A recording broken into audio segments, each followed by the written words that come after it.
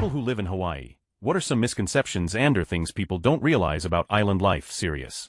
Story 1. Attention. Serious tag notice: jokes, puns, and off-topic comments are not permitted in any comment, parent or child.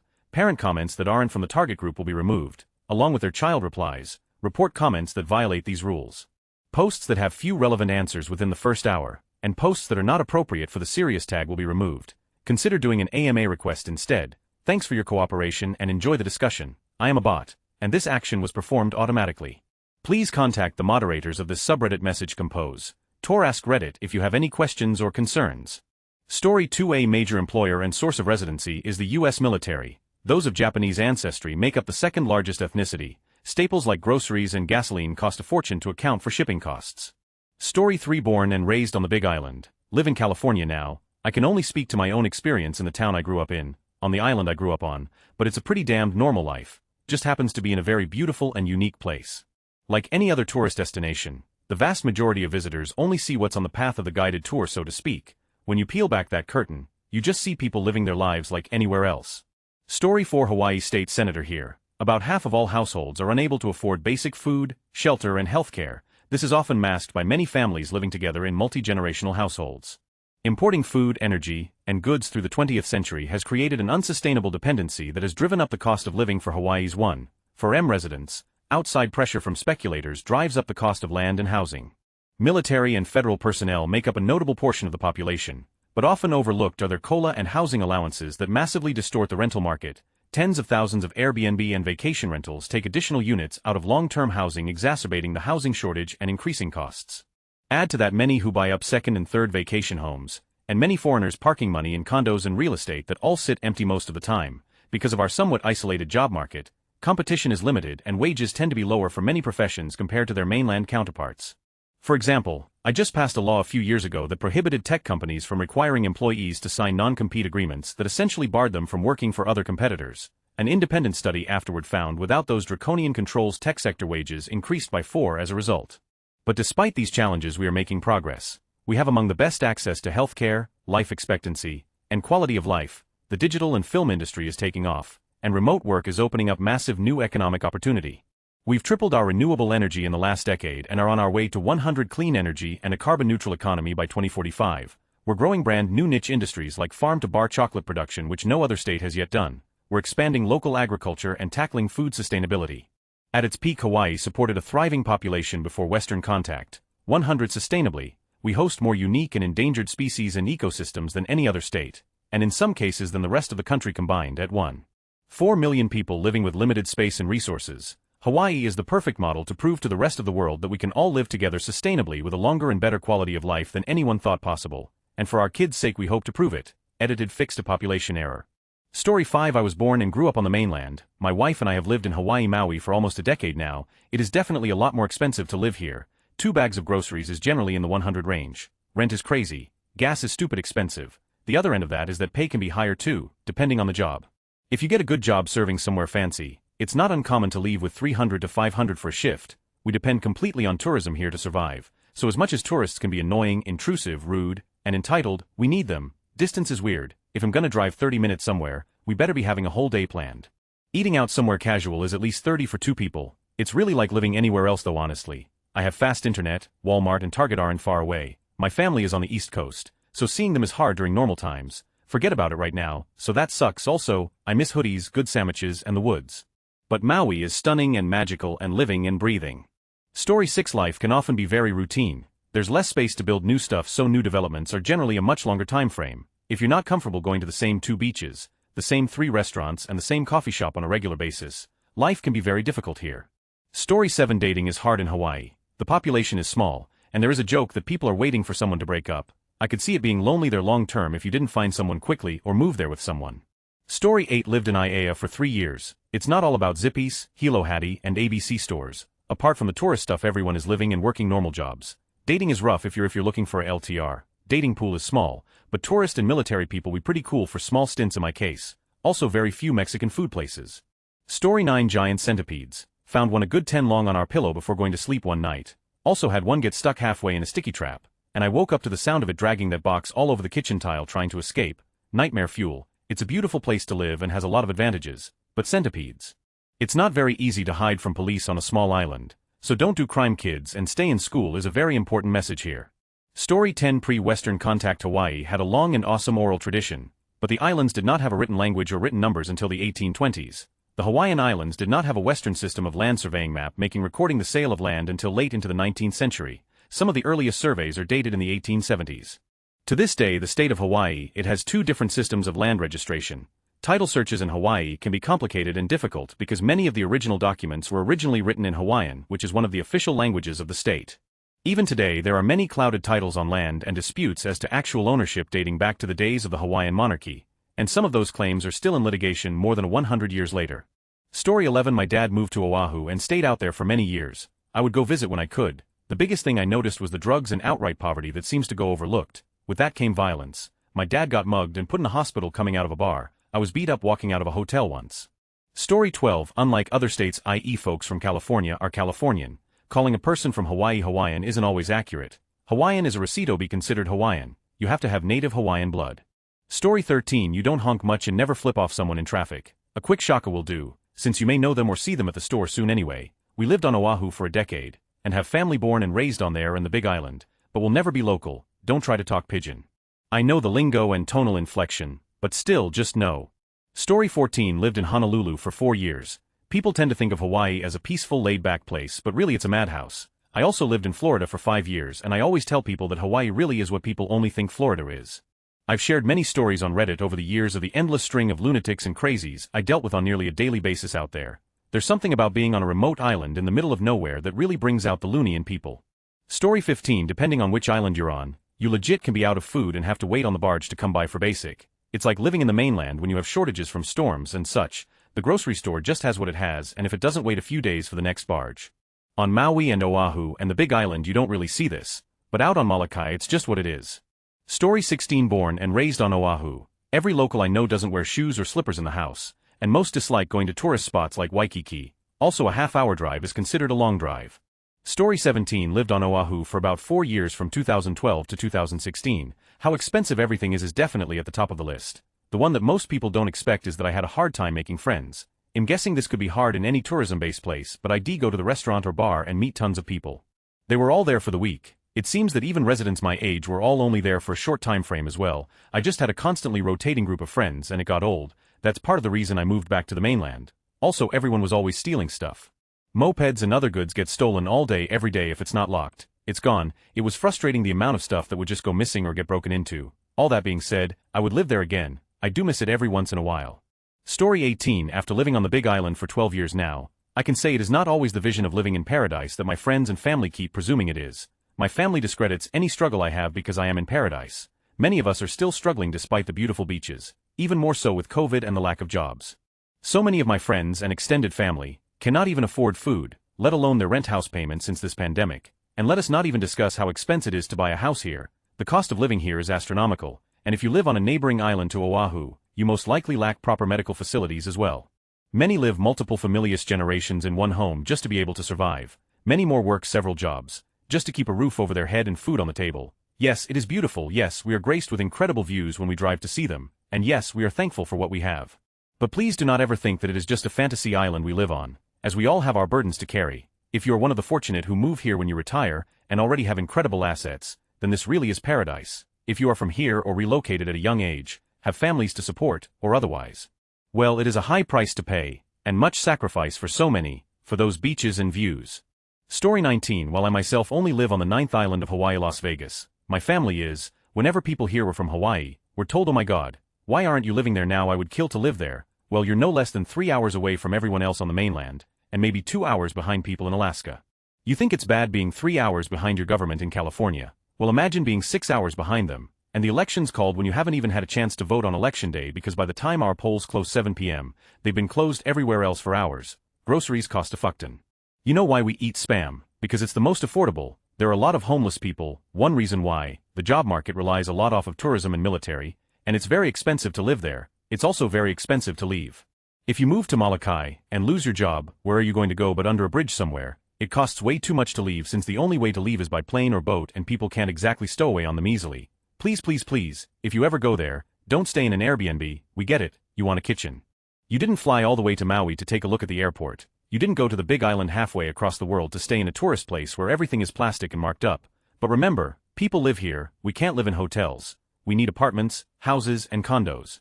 That ranch house you think looks ugly. It's probably more than a 3-story tall mansion with a pool in Nevada. Also lol, staying at places like the Hilton actually puts more money into the economy than an Airbnb. Hawaii is not a tourist park. People are living their lives here, and they're not theme park employees. This is one reason why we do want you to stay in hotels. We're not paid to pick up your trash like this is a damned Six Flags theme park. We're not willing to take selfies with you to show how accepting and culturally tolerant you are because you took a picture of a real-life Hawaiian for the record. A lot of us are mixed race. Place yourself on our shoes. Imagine you had people driving up your street and taking pictures of your house, stealing papayas or flowers out of your yard. You can't go anywhere because it's too crowded due to all the tourists. All the beaches and pools are filled by tourists because it's always summer to them. And yes, locals actually do go surfing and paddleboarding or swimming on impulse. You'd think they'd get bored, yes, but it's one of the few things to do and they have the freedom to just do it whenever. Out here you only go swimming outdoors during half the year and get it in as much as possible. You're seen as exotic, and people sometimes even ask if we take the same money and act as if it's a different country when literally we're American. They even use Pearson textbooks and wear Nike-branded shoes. So by treat the locals with respect, I mean take into account that these people live here. Many people who live here are treated as second-class citizens by the tourism industry. Sure, it provides jobs, it's a very important part, but how would you feel if you had people wanting to build a play park on a cemetery where your ancestors were buried? If you say build it somewhere else, they will always ask you the same question where. And what's the answer? Well, there probably isn't. It's a real zero-sum game because if you want to build something, you'll probably end up evicting someone else. For the love of, don't bring in imported plants and animals. You know how you have to fill out forms saying exactly what it is you're bringing in or taking out? They mean it. Do not with the Hawaii Department of Agriculture. Even the admittedly rather few hardcore small government people are all for HI's Department of Agriculture, and if anything think they need more money, because they perform a very very important function. Story 20 an earlier poster used the word complex. And I think that's perfect. Native Hawaiians have all the same issues as other colonized native peoples, exacerbated by the space limitations of a small set of islands. They are often discriminated against, have trouble getting good paying jobs, and have much worse health outcomes across a variety of spectrums. They've watched and continue to watch their land be taken away. This often causes resentment and anger towards anyone considered foreigner or not local. Mixed with the fact that Hawaiians are often desired as front-of-the-house employees for large hotel chains because they want guests to feel the aloha spirit, so Hawaiians rely on tourism for work, makes for a very tough landscape to navigate. The dynamic is only one small piece of the complexity. Story 21 don't call all people who live in Hawaii Hawaiians. Being Hawaiian means you are a descendant of native Hawaiians. The indigenous people of Hawaii, for example, I live in Hawaii but am Filipino, not Hawaiian. Story 22 I've lived on Oahu all my life, and worked at a prominent tourist destination for 6 years. Of the 1 million people who live in the state, almost 1 million live on Oahu. The island is packed. If you do visit, at the very least travel to another island besides Oahu though. Don't visit now, we aren't handling COVID well at all. The luau's advertised to tourists aren't legit. A common question I'd get from visitors was where to find a non-touristy luau. Rest assured you aren't getting invited to an actual luau. Real luau's are more family community based, for example someone's 80th birthday, and even that's a simplification. Tourist luau's can be neat, but don't take them as anything other than spectacle, and really, you can find better, cheaper food elsewhere. The hula performed at tourist luau's is legit, but it's only a small sample of an incredibly diverse art. You can find videos of the annual Merry Monarch Festival online, and the performances are incredible. Do note that videos of the event are only allowed to be shown by approved channels, kind of like American professional sports games, I'm told, so please don't reproduce them. Back to food, we have amazing cuisine, Hawaiian food certainly, but we also have some of the best Asian food you can get in the US. My absolute favorite place to eat here is a Burmese restaurant. There is no excuse for not eating local. Why you would insist on eating at, say, Subway, is beyond me. We do have a pretty unique McDonald's breakfast menu though, and to echo what a lot of others are saying, there is a very real history of colonialism here. Native Hawaiians are still incredibly disenfranchised, and are way overrepresented in our homeless and prison populations. In the 2010 census, white folks, while technically a minority, were the only demographic overrepresented in every single job sector except one. We'll see what the 2020 census reports. Story 23 Hawaii used to have a monarchy. Americans actually came here and illegally overthrew the Kingdom of Hawaii. Lots of native Hawaiians today are still fighting for the sovereignty of Hawaii. Also, Iolani Palace had electricity before the White House. I guess the Hawaiians weren't savages like the white man thought. Story 24 got lucky with a 1-bedroom 1-bathroom for about $1,400 a month, 600 square feet. Groceries for one person is about $100 a week. Can't remember the last time I went to the beach. When telling people how far somewhere is to drive, we use time instead of miles. Should be about a 20-minute drive if traffic is good. Still running the AC in December and January. Can't leave anything in the car because it will get broken into, even if you live in a nice area. Story 25. The illegal annexation of Hawaii should be taught as a part of U.S. history. I'm native Hawaiian born and raised who came up to the mainland for college, and I literally ran into people who had no idea about the violent history of colonization in Hawaii. Story 26. For the people that call the islands home, it's a grind to live there. While some are on vacation, the locals are working 40 hours and multiple jobs just to survive, multiple generations living in the same home because they can't afford to live on their own. The biggest thing for most locals is respect. You are a visitor to the islands. Learn to respect those that live there. If you plan on moving to Hawaii, don't bring things with you. The islands are full of culture and life. Learn to grasp the island lifestyle. Most major entertainment events, concerts, sports, festivals don't come to Hawaii. Hawaii is a place of fusion, foods and cultures from all over the world. Learn to open up and embrace the differences. I lived in Hawaiian for 35 years before I couldn't make ends meet and had to leave. Not a day goes by I don't think of moving back. Also, I don't see the fascination with Mexican food. Give me poke, katsu, musubi, manapua malasada, zippies any day of the week. Story 27. Being called a haole can be derogatory or neutral depending on how it's used. I'm a white woman married to a brown man. Once, we were having dinner out while I was pregnant and our server told us we were going to have the cutest hapahaole baby. She was pretty nice and I'm pretty sure she said it completely innocuously. Another time I was visiting the Big Island. I lived on Oahu and was checking out an off-the-beaten-road beach that belonged exclusively to the locals. It was crystal clear that I wasn't welcome, and though they never called me it to my face, I heard them call me a haole amongst themselves and it definitely wasn't neutral. When I first moved to Oahu, my husband's employer hosted us for a dinner party with some of his new co-workers. Another white dude who had lived there for about 20 years pulled me aside and told me point-blank that I should expect to be called a haole and not to let it bother me. That I was a white person from the mainland in their space. It was my trade-off, broadly speaking. It wasn't really an issue while I lived there. Most people were really nice as long as you weren't acting like a self-entitled.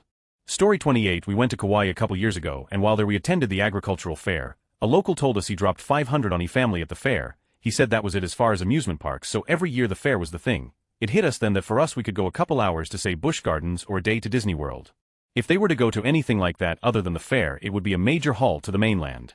Story 29. Spent 5 years living on Oahu, working as a tour guide, all those things you do, and places you go to when you're visiting. That's where we go to hang out too. Waimea Bay during the summer. That was my friends and I jumping off the rock. That group drinking wine out of hydro flasks on Lani Kai and Kailua. Also us. Those blasting music playing volleyball look familiar. That's because we were your tour guides yesterday. That sunburned couple drinking Mai Tais at Duke's. We're on a date. Newlyweds wearing matching outfits at the Dole Plantation. Those are some tourists. The plantation is the one spot no self-respecting resident will ever go. Story 30. I find a lot of people think that it's relaxing there and laid back, but actually no, everything costs twice as much as it would be in other states, and some of the schools there actually struggle with food because of how expensive things are, so Hawaii ain't a laid-back place to live at. Story 31. I knew a few people who honestly believed there was no electricity in Hawaii, and everyone lived in grass shacks. One didn't realize Hawaii is a U.S. state. Story 32. From my uncle who has lived on Kauai for the past 40 years. Since the days of Captain Cook, people show up the islands and do nothing but take the coconuts, take the sugar, take the culture away, take the fish, take the coral, take the photos. To be accepted into the community of very proud and powerful people, you must give and contribute, and it must be beyond that of just money which they see come and go like the people who visit the islands. Story 33. I went back, and things have really changed from the 80s. Lived there for Hurricane Ida and a few years after on Oahu. Back then, TV shows in Hawaii were broadcast a week after the mainland, so if traveling you got double shows or missed one. The sheer amount of homelessness now versus then is scary. The traffic now is insane. Ava Beach to Honolulu didn't used to be a 2-hour drive. It was even more military back then. You had to drive through Schofield to get anywhere North Shore. 20 years later, Matsumoto's still has killer shave ice. Not sure if this still exists, but out Ava Beach, at least once a week a gecko would short out the air raid sirens, which still were tested monthly. You knew you would be the first to die if there was a nuclear war. Period. Made life strange as an intermediate school kid. The school administration would say Kill Haole Day wasn't real. They would then call the 12 parents of Haole students and directly ask them not to send their kids last day. If you were Haole, you didn't go to Makaha unless you were with a Samoan local. Still scary. Now that side of Oahu is all giant resorts. Hawaii tried to go metric in the 80s, liter gas and everything, cane fields. From H1 down to Ava Beach was all cane fields. Some days you had to reroute when they burned the fields. And nothing will scare you shitless faster than a cane spider on your TP roll. Now it's all houses, gecko in all your dresser drawers. Houses have AC now, so weird. Story 34. Born raised in Hawaii. Lived here for most of my life. Something I think that people who don't live here or only visit for a short time, and I might get flamed for this, but a decent portion of the general public of Hawaii tends to be low-key racist to white people. Extends slightly towards tourists, but mostly at Caucasians. Just my experience that I've noticed growing up here. Story 35. It's expensive. You end up not going to the beach that much. Unless you are a professional, you will be poor and working in the tourist industry, which sucks if you are white, the locals will not be friendly, don't expect to be invited to the party. Oh yeah, if you are a guy, bring your own girl, dating is like, non-existent. Story 36. I think the hardest thing was finding work. Yes, I'm white, and yes, it played a role. Also, it's kinda hard for kids who aren't Hawaiian in public schools. I watched how mean they were to my kids who were born and raised there. The public schools are ranked the lowest in the country. Story 37. I live on the Big Island for work. It doesn't take long to hike and see everything there is to see. If you don't like the beach, there is not much to do. Story 38. I lived on Oahu for 3 years. Much of the island is very urban and dirty and crowded, not the tropical paradise that people imagine. In Honolulu there's litter on the ground everywhere, and at night the ground is crawling with rats and cockroaches. The nice parts of Oahu are on the other side of the island.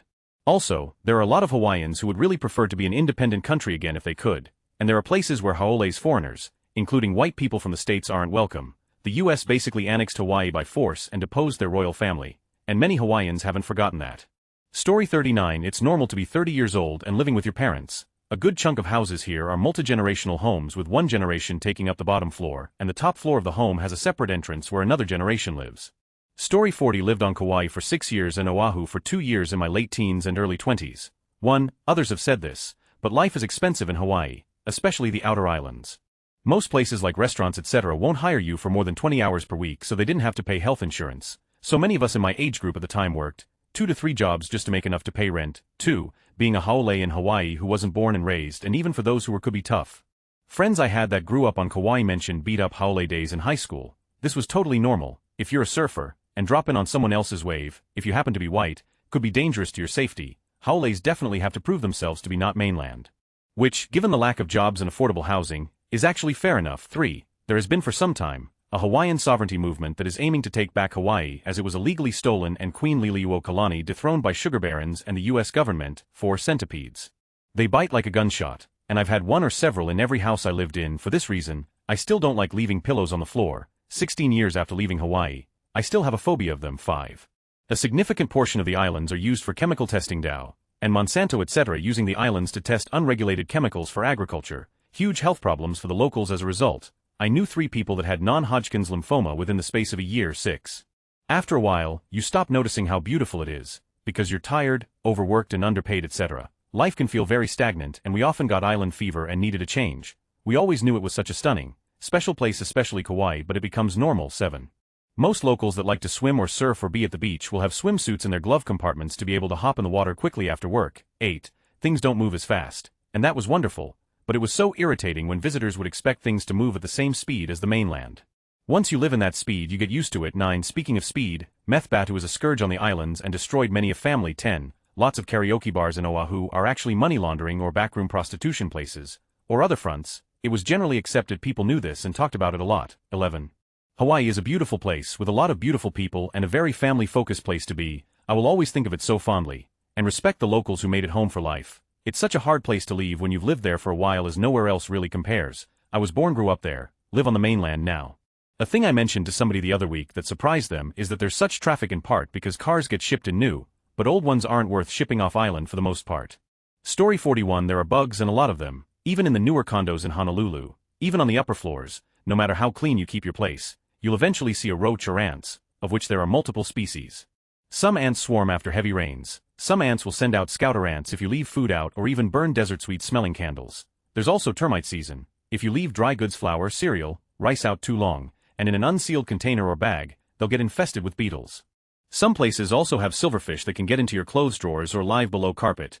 Cars including rentals can easily get infested with roaches. Oh, and rat lungworm. Be sure to wash all local produce, especially leafy greens. Story 42. Not everyone who is born and raised, including myself, is considered Hawaiian or Polynesian. I'm half white and half Filipino, and I have to explain it over and over again to my friends and people I work with that statement every time they ask. Also, Hawaii is just like any other place. Yeah, it's touristy and there's beautiful views, don't get me wrong, but everyone there has similar problems that people on the mainland deal with. We're just normal people. Story 43. Fresh produce lasts 12 to 13 of the time it does on the mainland. I find it incredibly difficult to buy groceries once a week, since the produce is going bad 4 to 5 days after purchase, sometimes less time than that. Story 44. People from Hawaii don't refer to themselves as Hawaiian. Hawaiians are an indigenous group and are a minority of the population. When someone outside of Hawaii asks if I'm Hawaiian, I'll 100% say no. I've gotten into arguments with people from the mainland about this. Being born, raised, and currently living here doesn't give me the privilege to take the cultural identity of Hawaiians for my own. Hawaii was a kingdom first and a state second. Story 45. I lived on Maui from ages 10 to 16. My schools were literally years behind my schooling on the East Coast. I learned fractions in Jamestown, for example, in 3rd grade on the East Coast, and my school system on Maui didn't teach them until 6th and 5th grade, respectively. I was never taught about WW2 or anything for 1920 onward. Milk cost $8 gallon and gas was roughly the same, give or take $1. And I had very few friends because, as I was told, go back to the mainland, Haole. There were a group of kids who harassed me every day from grades 6 to 9 because I was white. Counting me, there were 5 people in school who weren't Asian or Pacific Islander, mostly Samoan or Hawaiian. It was a really lonely existence, and my parents lived in a cheaper, more rural area that was very non-white. My mother had trouble making friends and was the only white woman at her job. We were crammed into a tiny 2-bedroom house, but it was just 3 rooms plus bathroom, paying about $1,600 a month in rent, and ate a lot of pasta and instant noodles because it was cheap. It rains for roughly half the year, late fall to mid-spring. My school and town school was not located in town. Both had a huge drug problem, and the dropout rate in school was high, as was the teen pregnancy rate. My mom had to drive 3 towns over to go to the grocery store, and over an hour to Kmart, which was the only real place to buy non-foodstuffs. Neither her or I liked the beach, so my dad would spend the weekend there drinking. His alcoholism got worse when we lived there, and we didn't live in anything resembling a neighborhood, so that left my mom and me home alone, and just me. When she was finally able to find a job, I have so many bad memories of that place. Nothing in this world would be enough to make me go back there. Story 46. I live on Oahu. Whites are a minority by far. Most people act okay, but there's a good chunk of the population that don't want us Haoles here. If you're polite and respectful, you'll be okay in many places. Everything is super expensive. Sometimes we run out of everyday items. No tomatoes or egg at the store. Better try next week, brah. Traffic is ridiculous here. Lots of people live out in Eva Beach on the west side where it's cheaper to live, though it is physically close. Getting to just Pearl Harbor Iaea area during a morning commute can take over an hour. The H-1, H-2 merge area is a nightmare. We avoid Waikiki. It was nice at the start of the pandemic when the state opened up the streets of Waikiki for walking biking when the tourists couldn't come. Crowded streets of mask-wearing locals was nice. Lots of good food here. Lots of Asian fusion food. There isn't really any good Mexican food here, which is a bummer. When you see the small print on national advertising saying that prices are different in Hawaii, Alaska, they effing mean it. You wanted 2 footlongs at Subway for 10, brah, no dice. That's 10 each, $7.99 carry-out pizza. That'll be $11.99. If we're offering it that week. We largely stopped eating out after moving here since prices are bonkers. The weather is great. You'll get used to the bugs except centipedes, those things. In many ways it is a lot like the rest of the US. You don't see people flying the Confederate flag in the back of their pickup trucks here. Instead you see people flying an inverted Hawaiian flag in the bed of their truck to remind you that there are plenty of people here that want to become an independent entity again. The list goes on, edited to look less like a wall of text. I visited there once. I don't like to do touristy, so I found myself striking up conversations with random people I saw walking around. I get the feeling that islanders really don't like mainlanders.